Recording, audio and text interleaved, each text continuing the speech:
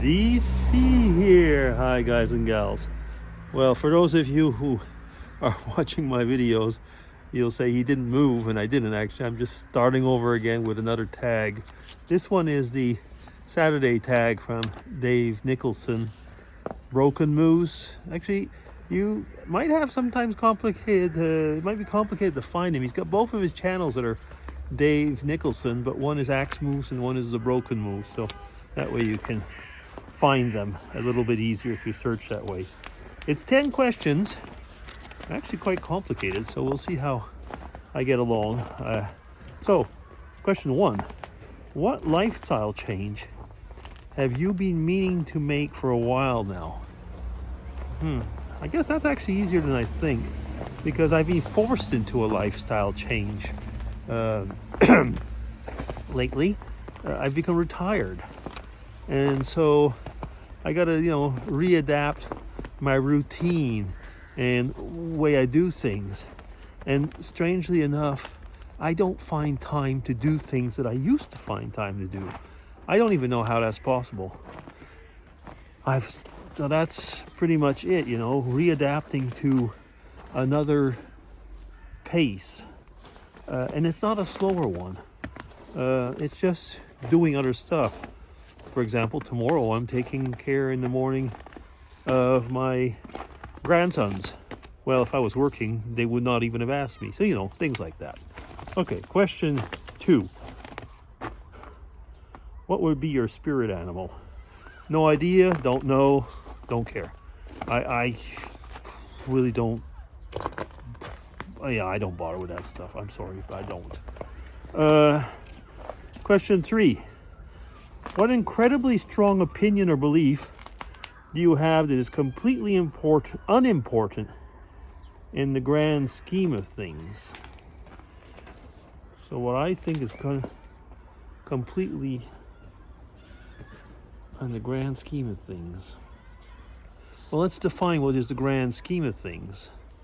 In my worldview, which is a Christian worldview, my own opinion is not really, my belief is important, but my opinion as to what I can do, or if I feel like I can earn my keep on earth, is not important in the grand scheme of things. It's an add-on. That could be discussed, I know. I'm not going to, otherwise we'd have an hour-long video. Question 4. What chance encounter changed your life forever? Well, of course, I could have talked about Mrs. DC, but I'll talk about another one. We were already married, and we were at a conference, and there was a banquet at the conference, and Mrs. DC was there, and we were sitting at the same table as my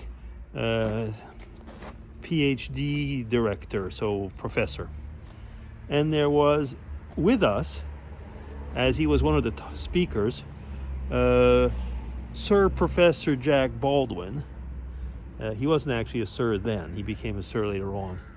But Sir Professor Jack Baldwin from Oxford University. And it was a chance encounter because we didn't know he was going to sit at our table. And the fact that he sat at our table and I was right next to the prof, my prof, who had, done a period in Harvard together with Professor Baldwin.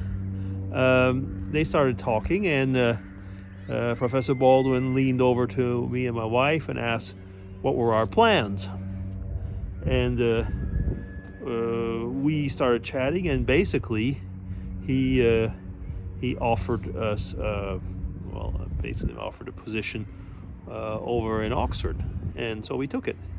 So that was a chance encounter that changed our life, because from that we moved on to Switzerland and never went back to North America as was planned, and the rest is history.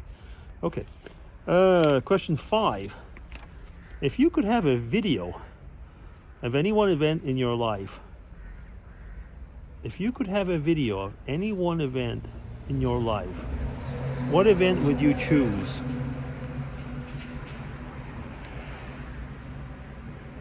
I think it would be holding my firstborn son. I could say same for the second one, but one has to say there's always a first.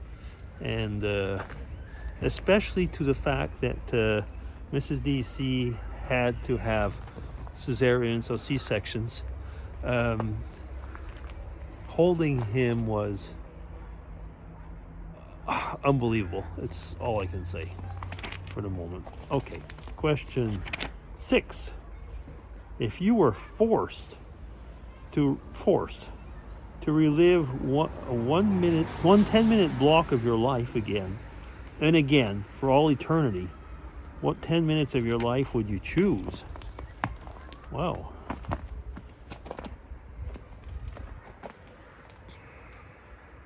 How about the feelings of that first kiss? How about that? Okay. I mean, there might be a few others I could think of, but what about that? Yeah. Question 7. These are hard questions, Dave. Most personal question that a stranger has asked you. Well, I was just going to say that there's the word stranger there, so that's kind of a weird one, but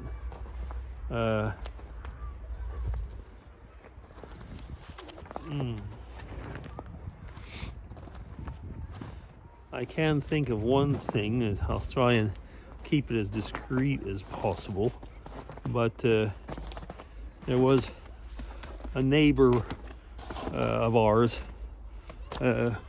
who was wondering how to oh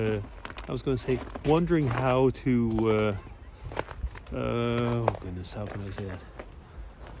To have certain intimate moments with her husband. And she was chatting with me about it and was asking all type of questions as to how one should go about it. And at one point I was actually realizing that it seemed like it was more of an advance or a question, but there was a lot towards me, but that goes further than the actual question. But there was a lot of intimate questions there, which I wasn't actually ready to answer. Wasn't her business. Okay, anyway, I guess that's about it. Question 8. How do you hope you'll change as a person in the future?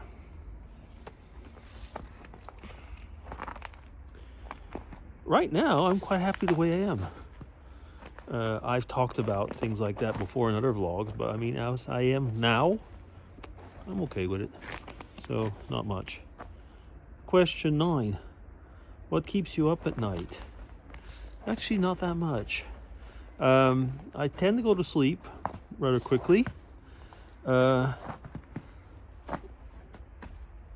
If it might be, certain details with things going on in the life of the family. I'm not saying that, I never show any anxiety.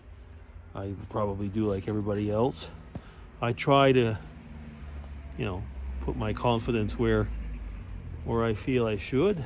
Okay, there's a truck moving up. That's okay.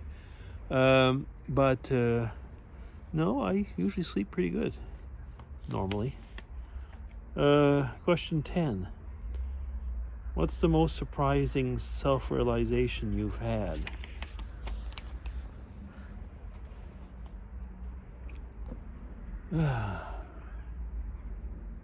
How many people are just better at everything I think I'm good at?